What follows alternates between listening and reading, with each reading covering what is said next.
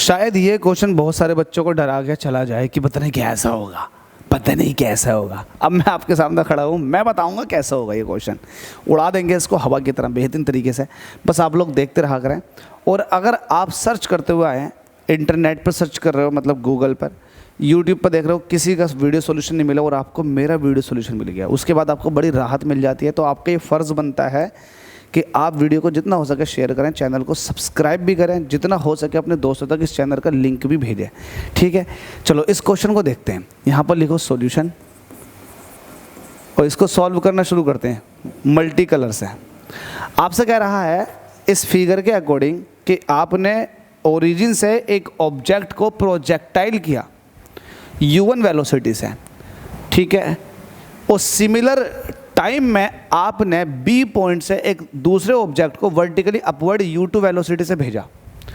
अब सवाल ये है कि ये दोनों जो हैं वो टकराने हैं, दोनों टकराने हैं। जब टकराएंगे तो आप उनकी वेलोसिटी का रेशियो बताओ। ये कंडीशन दे रखी है कि दोनों को कोलाइड होना ही है, for both the bodies to collide, दोनों को कोलाइड होना है, तो इनकी इनिशियल वेलोसिटीज़ का रेशियो बताओ। मतलब u1 का रेशियो बताना है u2 के साथ। तो आपको ये देखना है कि u1 अपॉन u2 ये कितना है। ठीक है, बता देंगे, बड़ा आसान क्वेश्चन है। एक बात मुझे खुद बताओ, सोच करके दिमाग पर जोर डाल करके बताओ कि ये भी आपने ऊपर को भेजा, ये भी आपने प्रोजेक्टाइल ऊपर को भेजा, तो जाहिर सी बात है जहाँ ये टकराएंगे वहाँ पर वर्टिकल डिस्प्लेसमेंट प्रोजेक्टाइल का और दूसरी वाली बॉडी का वर्टिकल डिस्प्लेसमेंट अगेन एक दूसरे के इक्वल होंगे। बिल्कुल बात सही है। मतलब इसका वर्टिकल डिस्प्लेसमेंट और जो आपने बी पॉइंट से फेंका है इसका वर्टिकल डिस्प्लेसमेंट इक्वल रख दो, आपका आंसर आ जाएगा। लेट्स से कि इसका वर्टिकल डिस्प्लेसमेंट जो है वो y2 है और इसका जो वर्टिकल डिस्प्लेसमेंट निकल कर आएगा अगेन यहाँ पर वो y1 ही निकल कर आएगा इसका। ठीक है, वर्टिकल डिस्प्लेसमेंट जब दोनों के इक्वल होंगे तभी ये एक दूसरे को कोलाइड करेंगे। तो आप लिखेंगे for collision of both bodies, दोनों बॉडीज के कोलिजन के लिए इट इज मस्ट दैट कि y1 is equal to y2, y1 is equal to y2, it is also must that y1 is equal to y2। Understood? What is y1? y1 is the vertical displacement of projectile motion that have u1 velocity। ये initial velocity है, तो इसको समझना। अब मुझे एक बात बताओ, मैं ये कह रहा हूँ कि u1 वेलोसिटी से आपने फेंका है, ये 30 डिग्री एंगल बना रही है, तो इसकी हॉरिजॉन्टल वेलोसिटी का कंपोनेंट तो ये निकल कर आ जाएगा, वर्टिकल वेलोसिटी का कंपोनेंट कुछ ये आएगा। क्योंकि आप वर्टिकल डिस्प्लेसमेंट की बात कर रहे हो तो आप वर्टिकल वेलोसिटी लोगे, इनिशियल तौर पर आप वर्टिकल वेलोसिटी लोगे। अगर हॉरिजॉन्टल मोशन की बात करता तो हॉरिजॉन्टल वेलोसिटी लेते, बट वर्टिकल मोशन की बात कर रहा हूँ क्योंकि डिस्प्लेसमेंट जो है ये वर्टिकल में है, ये वर्टिकल डिस्प्लेसमेंट है y1। तो vertical displacement, for vertical displacement you have to find out first of all initial velocity in vertical direction. What is initial velocity? Initial velocity is the u1 sin 60 degree. I think this is understood. u1 sin 60 degree ये vertical velocity है, initial vertical velocity.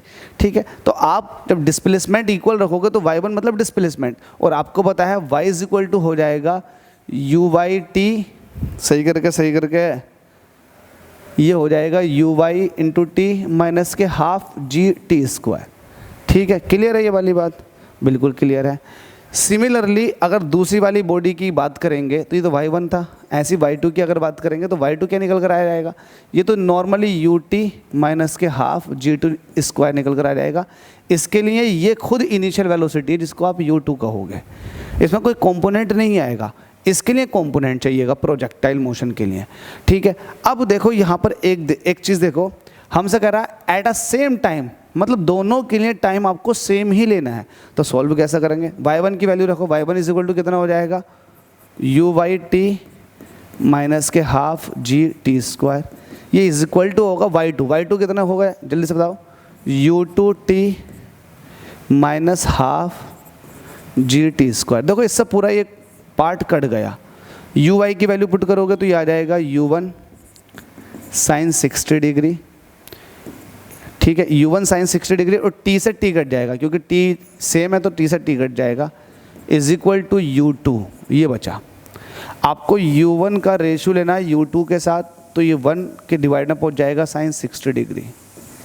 1 ऐसे रहेगा, sin 60 degree की value होती है √3/2। 2 सबसे ऊपर पहुंच जाएगा तो u1/u2 ये हो जाएगा 2 डिवाइडेड बाई √3। शायद यही रेशियो है 2 divided by √3। Yes, 2 divided by √3।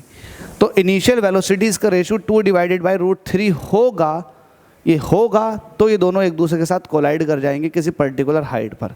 ठीक है, इसको आप ऐसे भी कह सकते हैं कि u1 जो है इसको और अच्छे से दिखाएंगे। वैसे तो आंसर हमारा आ गया, मैं एक अलग चीज़ बताना चाहता हूँ। u2 जो होना चाहिए वो u1 sin 60 डिग्री होना चाहिए।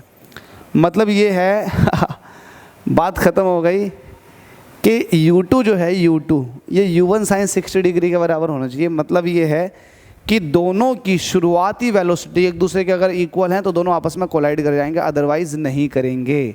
देखो u1 sin 60 डिग्री ये तो वर्टिकल मोशन कराएगा और u2 जो है ये भी वर्टिकल मोशन कराएगा। अगर ये आपस में इक्वल हैं, देखो ये तो निकल कर आया, तो भाई ये एक दूसरे को कोलाइड कर जाएंगे, अदरवाइज नहीं। थैंक यू सो मच, मैंने पूरी कोशिश की आपको समझाने की। वीडियो को जितना हो सके शेयर कर दें।